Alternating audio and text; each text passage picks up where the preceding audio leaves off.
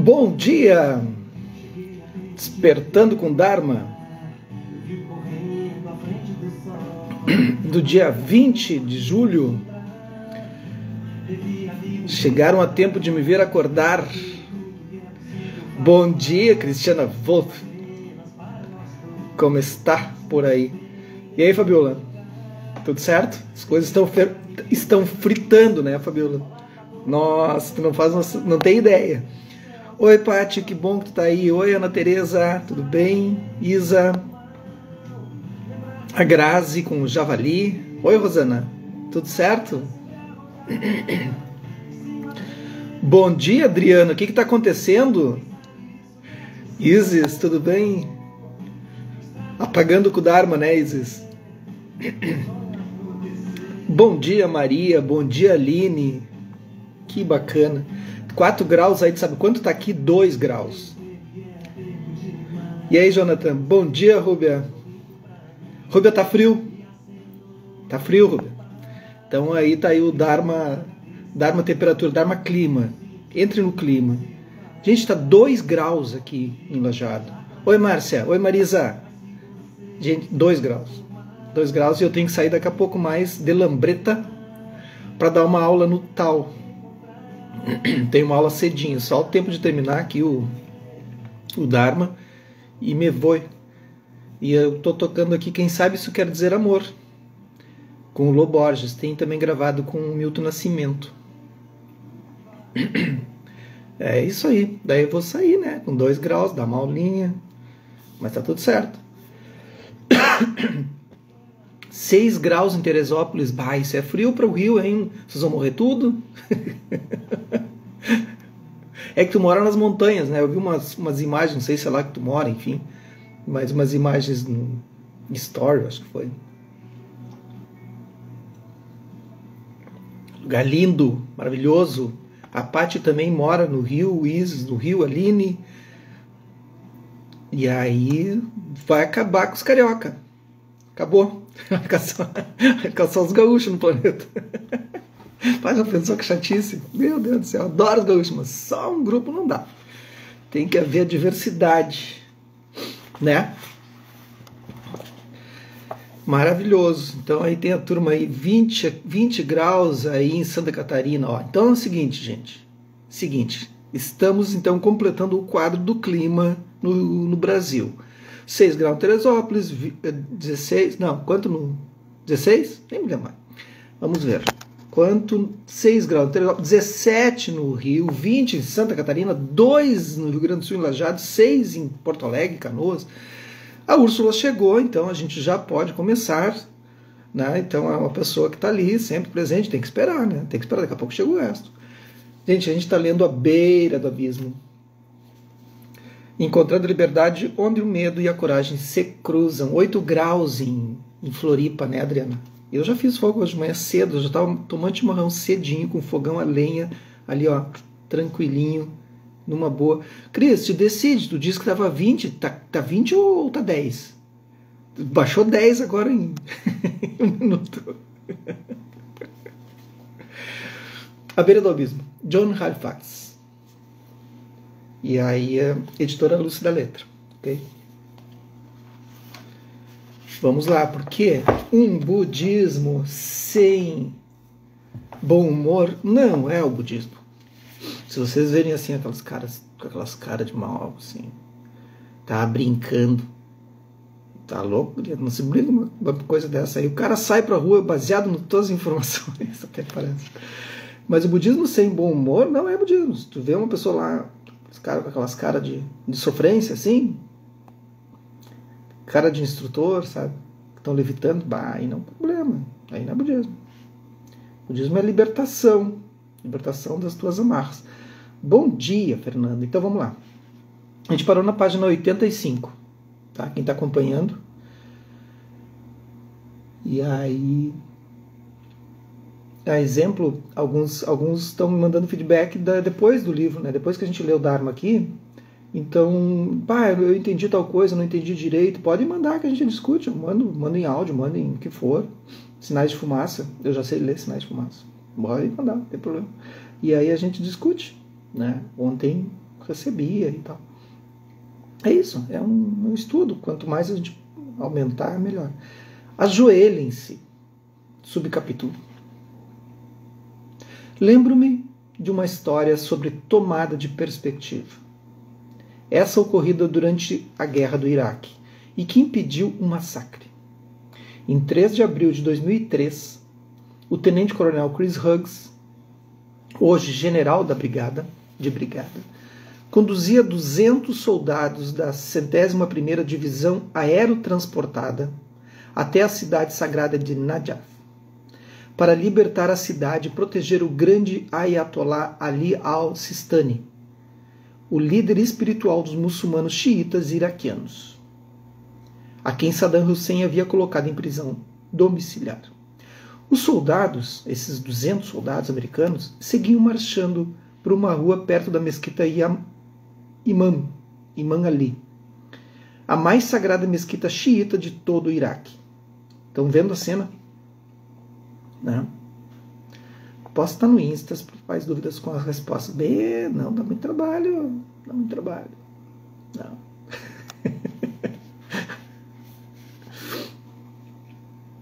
Então, a mais sagrada mesquita xiita de todo o Iraque, com suas cúpulas douradas apontando contra o céu empoeirado. Uma multidão de civis iraquianos se reuniu para assistir. A multidão parecia amigável, até que, de repente, o clima mudou radicalmente. A multidão avançou em direção às tropas americanas, gritando de raiva, punhos cerrados, pedras voando.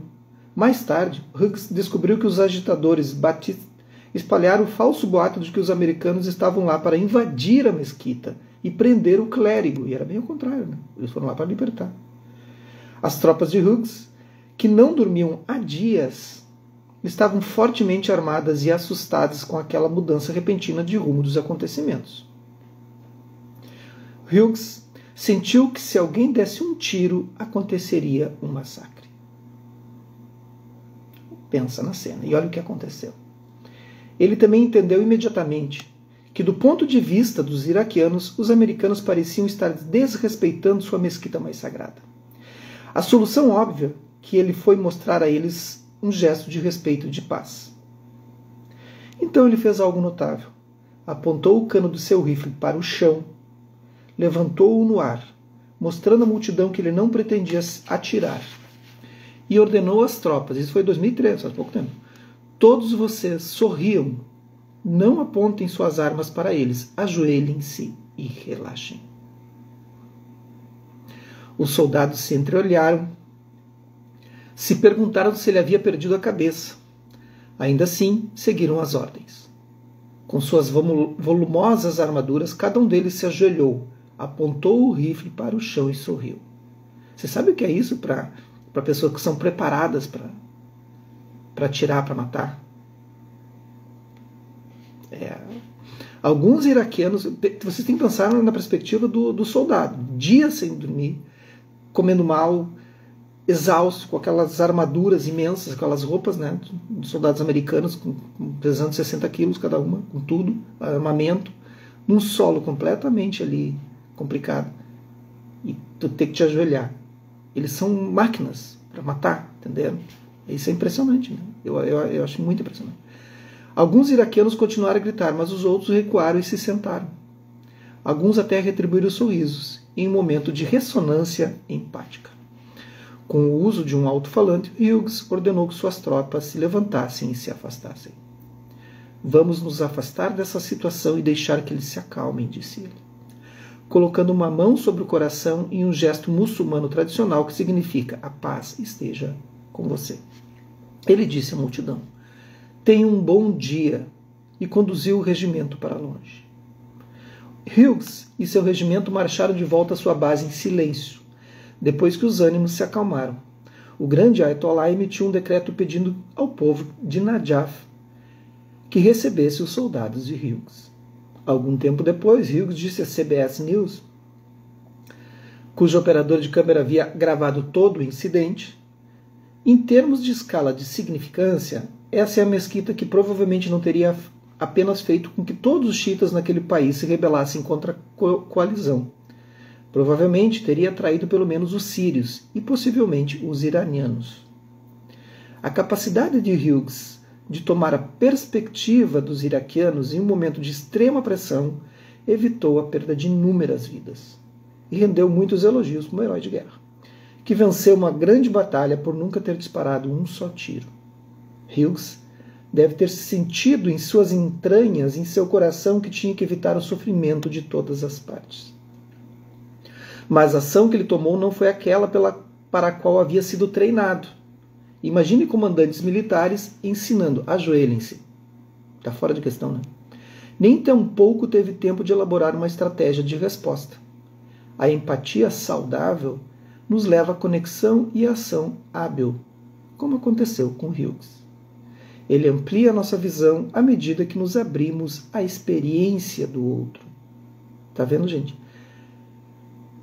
A conexão empática, a ressonância empática, quando se ressoa, quando tu entra no mesmo nível de ressonância, amplia a nossa visão à medida que nos abrimos à experiência do outro. Nós temos que perceber o que o outro está experienciando e não chegar e empurrar aquilo que a gente está tendo como regra, como nome. O outro está te avisando, assim, está te dizendo: tu tá ultrapassando um limite aqui, isso aqui para nós é muito importante.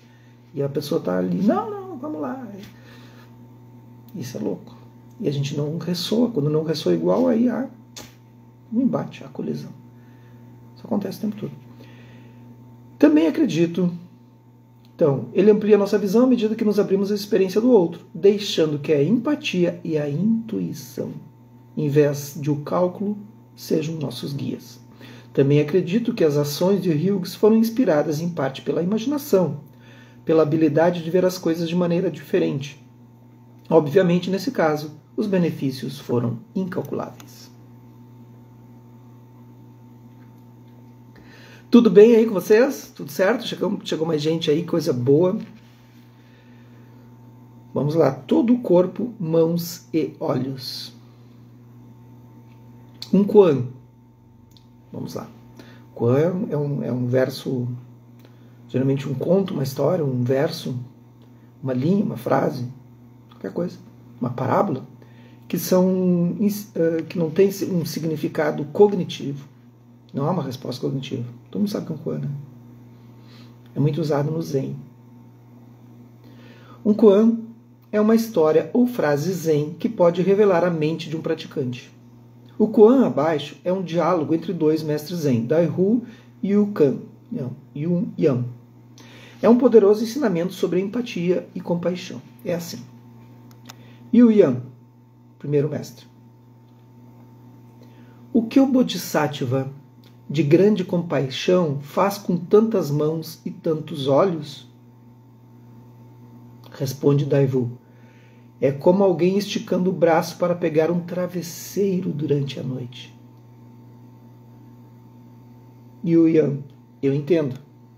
Daihu: o que você entende? Yun Yan: que há mãos e olhos por todo o corpo. Daihu: você só entendeu 80%. Yun Yan: e você? Daihu responde: todo o corpo são mãos e olhos. E fica nesse ping-pong, né? Uma loucura. Mas eu achei bonito. A compaixão é como alguém esticando o braço para pegar um travesseiro durante a noite. A gente não precisa de neto, viu? Não precisa nem explicar isso. Interessante, né? Eu gosto quando a poesia ela vem e nos ajuda a entender algo que a gente não consegue nem explicar, a gente só entende. Esse diálogo pode parecer um pouco enigmático, mas primeiro precisamos lembrar que o Bodhisattva é um arquétipo budista que exemplifica a empatia, o altruísmo, a compaixão, a sabedoria. Um ser desperto que fez o voto de retornar vida após vida a fim de liberar os outros do sofrimento. Os Bodhisattvas poderiam deixar para trás esse mundo de dor e angústia para sempre, mas eles escolhem renascer nesta vida terrível e bela para servir aos outros. O Bodhisattva da compaixão, Avalokitesvara, é frequentemente retratado como um ser de muitos braços e mãos. e na palma de cada mão há um olho. As mãos representam meios hábeis e os olhos representam sabedoria. Então, quando vocês veem essas imagens budistas, né, eu já falei isso várias vezes, não saiam tomando conclusões assim precipitadas, né, de isso é um demônio, isso é um não sei o que, eles adoram coisas assim. As imagens têm significado. Não existe aquela imagem, não existe aquela pessoa naquele formato. É um significado imagético, porque nós só conseguimos entender as coisas assim porque nós somos limitados. Então os mestres ao longo dos tempos, né, não na época do Buda, óbvio, os mestres ao longo dos tempos foram tornando pictórico, imagética, para que a gente pudesse entender, porque eles estavam vendo, vocês não estão entendendo. Então a gente vai montar aqui, vejam, agora entendi. Mas é mesmo, é um ensinamento. No Koan, o professor mais jovem, Yu Yan, perguntou o que um Bodhisattva faz com todas aquelas mãos e olhos. Dalvu, ou Dalhu, não sei pronunciar isso, não dá uma resposta convencional. Ele se aprofunda em como a empatia, a compaixão e a sabedoria emergem espontaneamente do coração deste contexto, deste exato momento. Ele responde que é assim que acontece quando tentamos ajustar nosso travesseiro à noite. Não há nenhum pensamento sobre mover o travesseiro. Nós fazemos isso de maneira fácil e natural. Shantideva escreveu, no capítulo 8, verso 99, um guia para o mundo do modo de vida do Bodhisattva, foi muito lido no livro anterior, né? Que se alguém está sofrendo e nos recusamos a ajudar, se alguém está sofrendo e nos recusamos a ajudar, é um modo de inação. Né? Não diz aqui, estou explicando para vocês. Seria... Porque... o problema é que eu faço os links absurdos sem nenhum sentido, nem vou explicar de onde surgiu isso. Seria como a nossa mão se recusar a remover um espinho do pé. Olha que lindo isso. Se alguém está sofrendo e nos recusamos a ajudar, seria como a nossa mão se recusar a remover um espinho do nosso próprio pé. Se o pé for perfurado por um espinho, nossa mão naturalmente extrairá o espinho do pé. A mão não pergunta ao pé se ele precisa de ajuda. A mão não diz ao pé, essa dor não é minha. A mão também não precisa agradecer ao pé. Eles fazem parte de um só corpo, um só coração. Se a gente conseguir entender o terceiro, a gente vai entender essa relação da mão com o nosso próprio pé. Né? Dalvu está sugerindo que para um Bodhisattva estender a compaixão ao outro é instintivo, é natural, e a imagem da noite que ele utiliza é tão apropriada, porque a escuridão da noite obscurece todas as diferenças entre o eu e o outro. Somos todos um só corpo de fato. Yu Yan parecia ter entendido, mas Dalvu o testou, perguntando o que ele tinha realmente entendido. Yu Yan responde que o corpo do Bodhisattva da compaixão estava recoberto de mãos e olhos. Dalvu viu imediatamente que Yu Yan não havia entendido o mais importante. Essa era uma resposta superficial, sem nenhuma profundidade. Então Dalvu o corrigiu dizendo todo o corpo, significando que todo o corpo físico e psíquico de um Bodhisattva são mãos e olhos. Quando vi os gritos de Douma, lembro da história de Douma, daquela menina que estava toda queimada, alguns capítulos anteriores.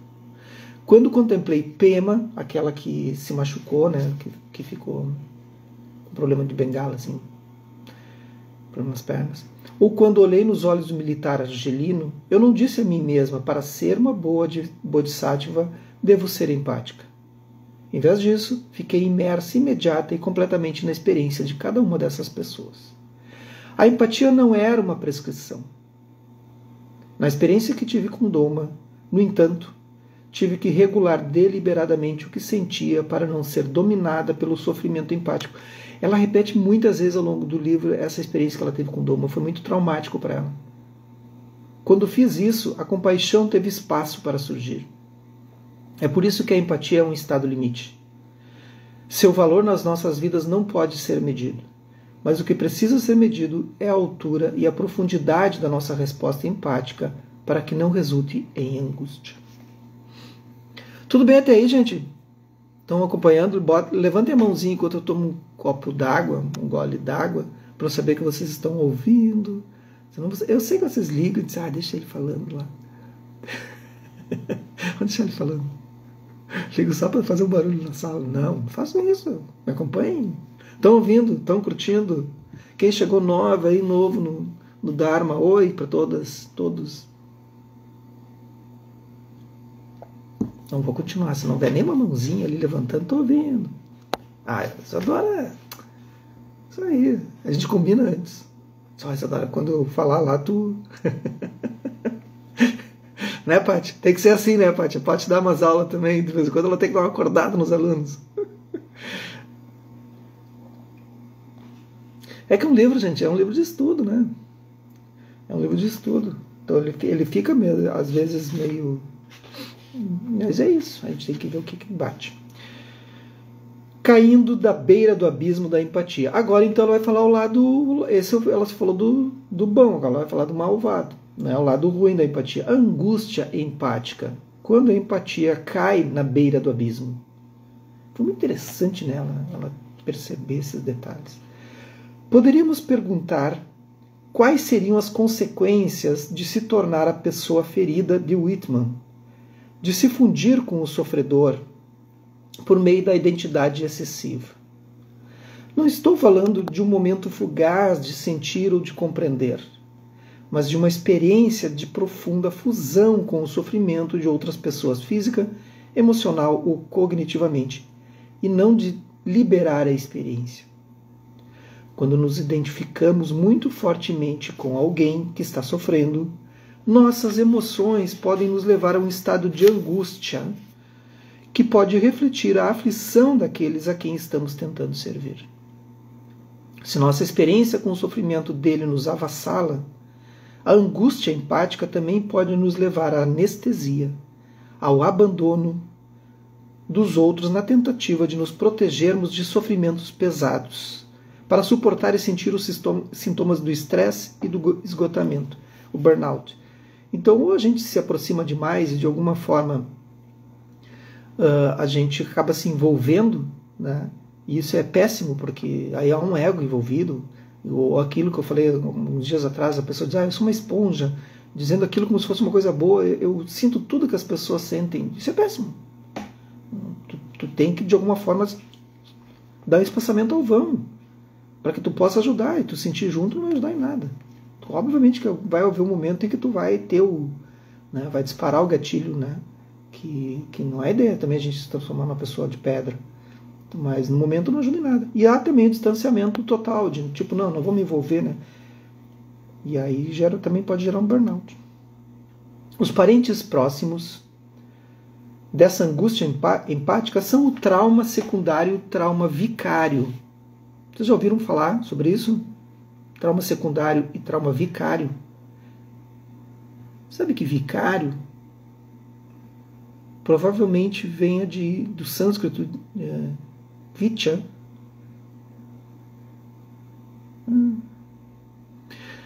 Ambos se referem ao trauma adquirido e indireto que um médico, um advogado, alguém que trabalha com ajuda humanitária ou um capelão podem experienciar quando se sentam com o sofrimento de outra pessoa e acabam ficando completamente saturados com essa experiência. O trauma secundário pode acontecer repentinamente. O trauma vicário acontece cumulativamente. Tá? Ambos ocorrem como resultado de uma empatia não regulada. Deixa eu... não está aqui no caderno de estudos, mas tenho certeza que essa palavra vem do sânscrito.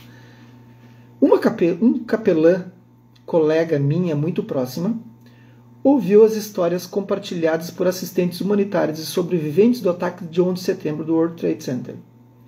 Privados do sono, no meio do caos e da confusão, capelães como minha colega faziam o possível para servir aos sobreviventes e aos trabalhadores. A parte mais difícil para ela era apoiar aqueles que reviravam os escombros em busca de restos humanos. Isso nem tem como imaginar. Traumatizada ao ouvir suas histórias, durante anos, ela não conseguiu tirar as cenas de sofrimento da cabeça. Nos anos que se seguiram aos ataques de 11 de setembro, ela contou e recontou histórias como se estivesse revivendo os eventos e suas consequências daquele dia terrível. Vamos parar por aqui, porque aí a gente continua amanhã contando a história sobre esse sistema de empatia, angústia empática, que vai longe. Vamos fazer uma praticazinha para estabilizar? Antes de fazer a prática, vocês viram que eu estou lançando ali um novo curso que começa em agosto, de meditação e ensinamentos. E eu vou aprofundar a meditação. Não vai ser, vamos lá, só sentar e respirar. Não, vai ser um aprofundamento. Vou trabalhar aspectos da meditação que eu tenho certeza que vocês não viram. Só os alunos que fizeram a mentoria comigo, personalizada, viram. Eu não tinha dado nem presencial ainda essas práticas. E aí, então...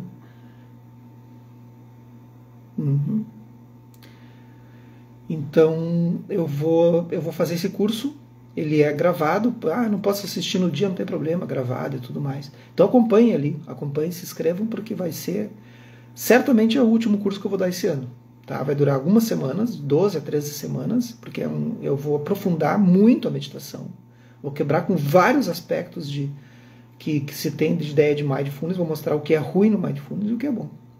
Principalmente o que é bom, né? Mas vou mostrar as partes que podem ser problemáticas. Ok? Então, se inscrevam, eu quero, fica, acompanhe, porque logo essa semana eu já vou lançar o curso. Só estou vendo alguns detalhes ainda. Mas começa em agosto, início de agosto. Faça uma inspiração profunda. Se acomodaram já? Costas eretas. Para, Pati. Tem instrutora já, não fica te fazendo. Eu mereço isso. Tá, Pati. Tu vai fazer só para ficar me zoando, né? Então faça uma inspiração profunda. Soltem pela boca. Gente, mas soltem de verdade. Soltem profundamente. Deixem que o corpo todo sinta que vocês largaram esse ar, geraram essa dopamina, geraram essa ocitocina, esse prazer momentâneo, liberaram a amígdala cerebral, de que não há nada no momento, acionaram o sistema vago, o sistema parasimpático, sistemas nervosos que tem nos lábios. Tudo isso acontece apenas inspirando profundamente pelas narinas. Nesse momento eu ligo o sistema nervoso simpático, desativo e ativo o parasimpático. Quando eu faço isso, minha amígdala cerebral diz: está tudo bem. E toda a minha ação de corpo, ela suspende por alguns momentos. Meus músculos descontraem. Não é gerado cortisol nem adrenalina no corpo. Olha tudo isso que acontece. Então observe. E é um teste mesmo, observem, façam novamente. Vejam se vocês não estão trancando a respiração ao sair. Aí vocês estão atolados de adrenalina e cortisol essa hora da manhã, que é o pico do cortisol, né? Então vamos lá. Novamente, inspirem e soltem pela boca, fazendo com que aqui nos lábios eles têm as terminações nervosas que vão fazer com que a gente relaxe. Por isso que a gente beija, por isso que as crianças mamam, chupam um bico, entenderam? Novamente.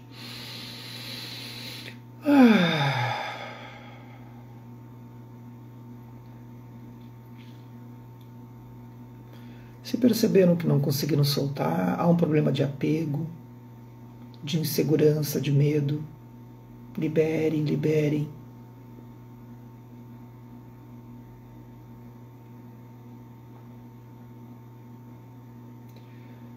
Uma vez que vocês tenham conseguido sentir essa liberação,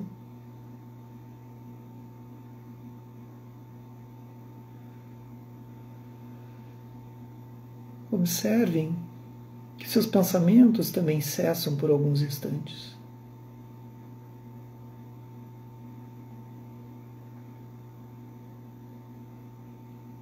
Que a sua respiração diminui.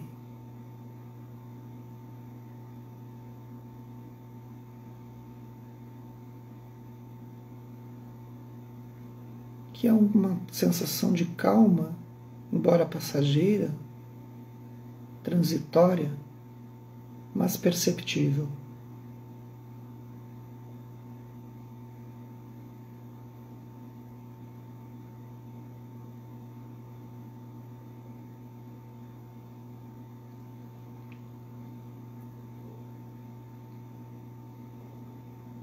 Nada mais a fazer senão apenas observar o ar entrando e saindo.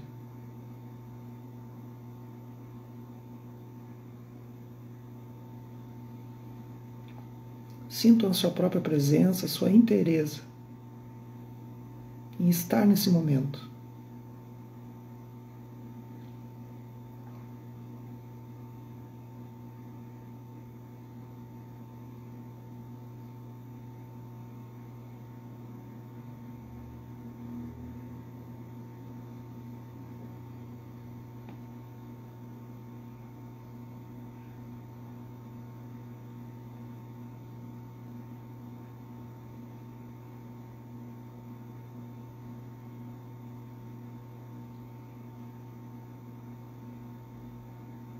Nada mais a fazer senão apenas observar o seu próprio estado de pacificação do corpo, da mente.